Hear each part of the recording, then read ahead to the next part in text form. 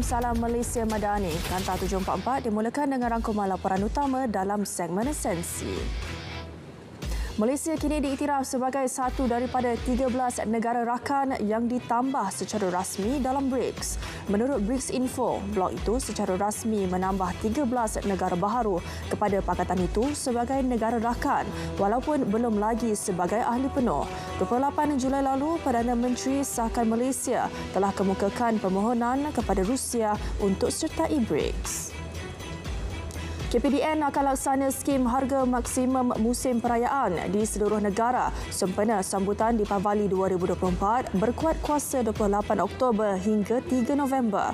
Pelaksanaan selama 7 hari membabitkan 8 jenis barangan di bawah skim berkenaan. Barangan terbabit antaranya daging kambing biri-biri bertulang import, tomato, cili merah, kelapa biji, kelapa parut, bawang merah kecil India dan kacang dal Australia. Kira-kira 60,000 pelajar layak mendapat bantuan subsidi pembelian tiket penerbangan bagi laluan domestik antara Semenanjung, Sabah, Sarawak serta Labuan tahun depan. Program Fly Siswa dengan peruntukan 16.8 juta ringgit itu turut melibatkan pelajar politeknik dan kolej komuniti di bawah Kementerian Pendidikan Tinggi. Turut menerima manfaat pelajar matrikulasi dan Institut Pendidikan Guru di bawah Kementerian Pendidikan. Putera Sultan Pahang Tengku Arif Bendahara, Tengku Muhammad Iskandar Riayatuddin Shah dan Tengku Natasha Puteri Tengku Adnan selamat diijab kabulkan dengan sekali lafaz. Istiadat akad nikah berlangsung di Balai Mahkota Istana Abdul Aziz, Kuantan. Pasangan pengantin diraja ini dinikahkan sendiri bapa pengantin perempuan Datuk Seri Tengku Adnan Tengku Mansur. Istiadat persandingan diraja berlangsung Ahad ini dan disiarkan secara langsung melalui 2 layar besar yang disediakan di dataran Majlis Bandaraya Kuantan MBK dan sebuah layar di dataran Pekan.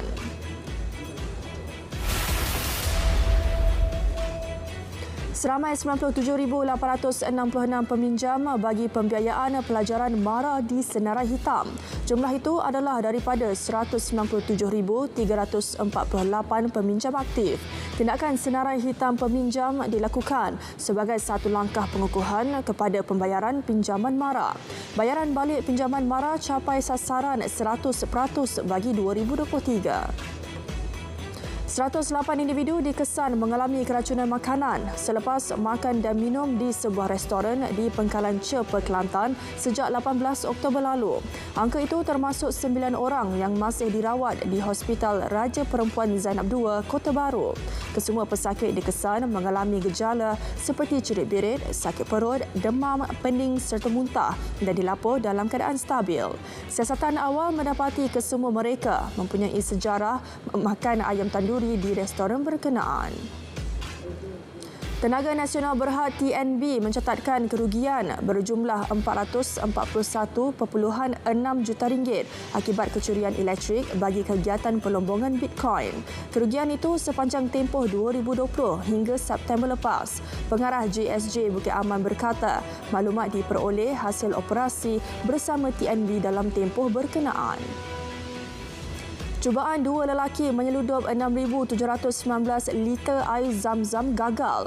Tindakan mereka dibongkar Kastam Kelantan hasil serbuan di sebuah stol dan 2 buah premis perniagaan di Kota Baru 14 Oktober lalu. Suspek ditahan bagi membantu siasatan kerana gagal kemuka dokumen pengimportan dan permit berkaitan.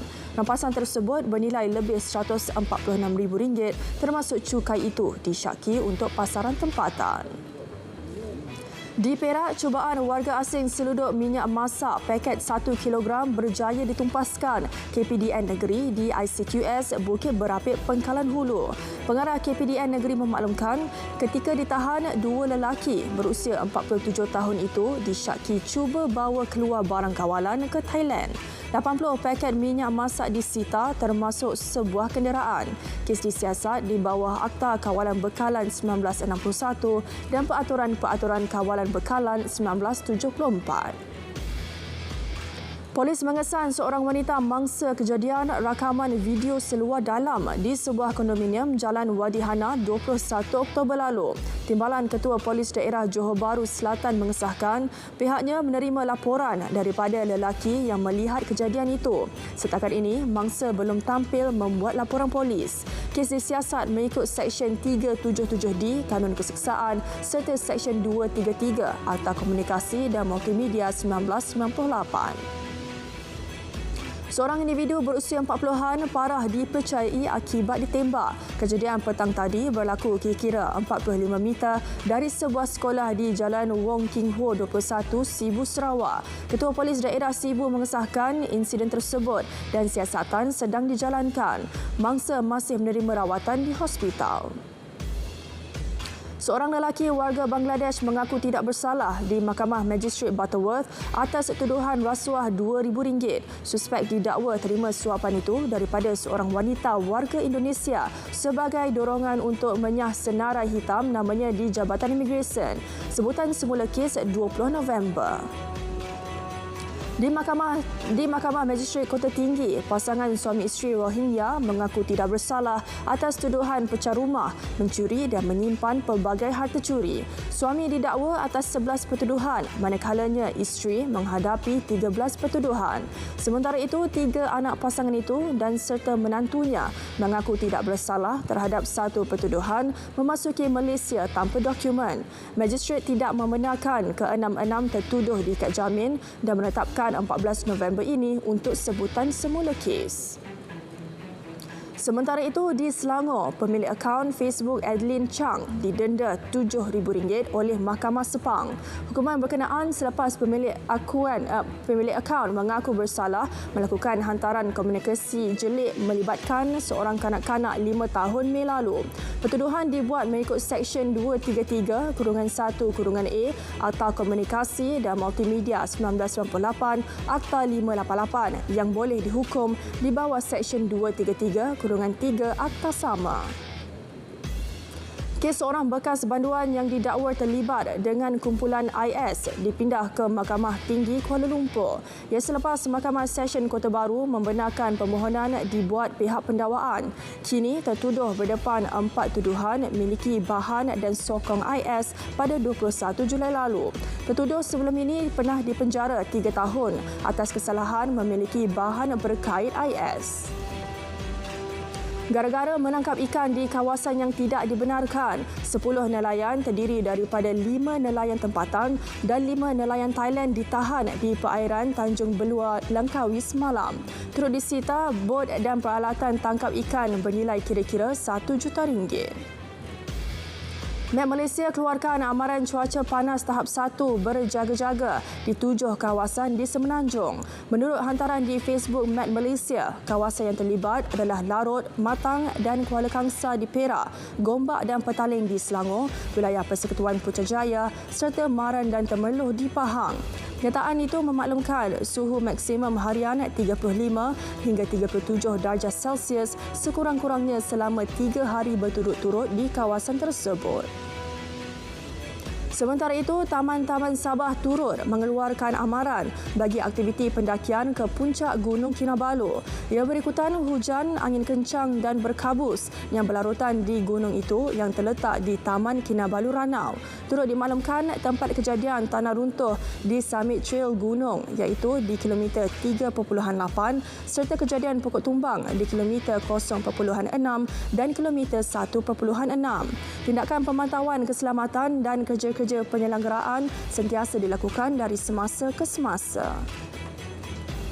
Situasi banjir di Hilir Perak bertambah baik dengan 17 penduduk terjejas masih berada di 1 PPS. Kesemua mereka berlindung di Dewan Serbaguna Cikos.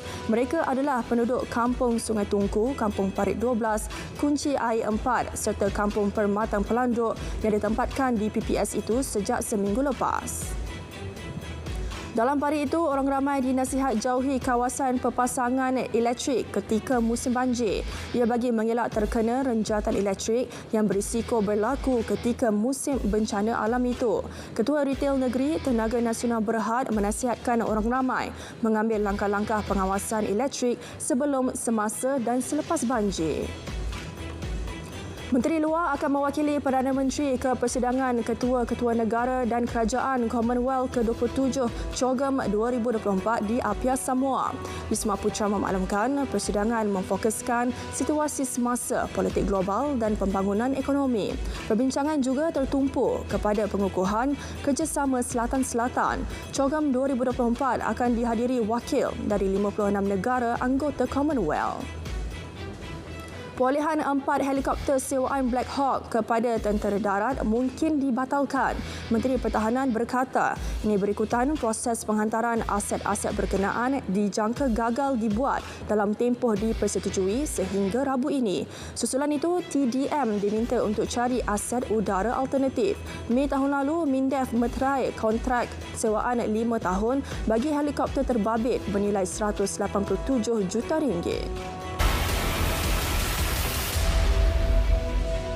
Cukai jualan dan cukai perkhidmatan SST yang akan diperluas bersifat progresif dan tidak bebankan orang ramai. Menurut Rakan Kongsi Percukaian PwC Malaysia, kemaskini cukai jualan misalnya hanya tertumpu kepada barangan bukan keperluan asas. Mengulas pengenalan cukai dividen pada kadar 2%, inisiatif itu dijangka sasarkan kumpulan tertentu dengan lebihan pendapatan yang tinggi dan pegangan saham besar. Kadar inflasi bagi September lalu turun kepada 1.8% berbanding 1.9% bulan sebelumnya. Bagaimanapun, indeks bagi bulan lepas meningkat sedikit kepada 133.2 mata daripada 130.8 mata pada September 2023. Dosa memaklumkan peningkatan didorong kenaikan dalam kumpulan utama antaranya penjagaan diri, perlindungan sosial dan pelbagai barangan serta perkhidmatan. MIDF Research kekal optimis terhadap sektor pengguna di negara ini. Ia didorong inisiatif dalam Belanjawan 2025 yang dirangka untuk meningkatkan pendapatan isi rumah dan mengekalkan perbelanjaan pengguna melalui langkah komprehensif. Antara inisiatif utama termasuk peningkatan bantuan tunai seperti sumbangan tunai rahmah, kenaikan gaji minimum dan penyasaran subsidi RON 95. TNT Communications Sdn Bhd dengan kerjasama ESG Malaysia dan TM Enviro Industri Sdn Bhd menganjurkan program Malaysia ESG E-Waste Contribution 2024 From Trash to Tech. Program bagi pelaksanaan pelepasan e-waste secara betul dan mengelakkan pencemaran. Syarikat itu juga turut bersetuju untuk membantu syarikat-syarikat yang memerlukan pengurusan e-waste. Malah usaha ini juga turut diperluaskan di sekolah. Sekurang-kurangnya 5 maut manakala 22 cedera dalam satu serangan menyasarkan firma pertahanan industri aeroangkasa Turkiye 40 km di utara Ankara. Menteri Dalam Negeri Turkiye menerusi laman X menyifatkannya sebagai serangan pengganas. Usaha mengenal pasti pelaku masih diteruskan. Bagaimanapun, beliau tidak menolak kemungkinan serangan dikaitkan dengan Parti Pekerja Kurdistan yang telah melancarkan pemberontakan sejak berdekad lalu terhadap kerajaan. Malaysia kecam sekeras-kerasnya serangan di ibu pejabat syarikat aeroangkasa dan pertahanan Turkiye, Turkish Aerospace Industries. Kedutaan Besar Malaysia di Ankara sedang memantau rapat perkembangan insiden itu. Tiada rakyat Malaysia dilaporkan terlibat dalam serangan berkenaan. Malaysia pada masa sama mengucap takziah dan simpati kepada kerajaan Turkiye dan keluarga mangsa yang terkorban dan berharap mereka yang cedera segera sembuh. 55 rakyat Palestin terbunuh dalam serangan terbaru rejim Zionis di seluruh Gaza dalam tempoh 24 jam lalu. Kementerian Kesihatan Gaza menyatakan serangan dilancar ketika tentera Israel teruskan mengepung wilayah utara dengan memaksa penduduk berpindah ke selatan. Pertahanan awam Gaza terpaksa menghentikan operasi di utara Gaza selepas penahanan 5 anggota dan serangan ke atas 3 yang lain oleh tentera Israel. Kanada mengumumkan dasar mengurangkan kemasukan migran bagi menghentikan pertambahan penduduk untuk tempoh 2 tahun, sekaligus perubahan besar dasar negara yang sebelum ini menjadi destinasi pendatang seluruh dunia. Sekian Kanta 744 dari Sungai ke Segara, Palestin Pasti Merdeka. Assalamualaikum, salam Malaysia Madani.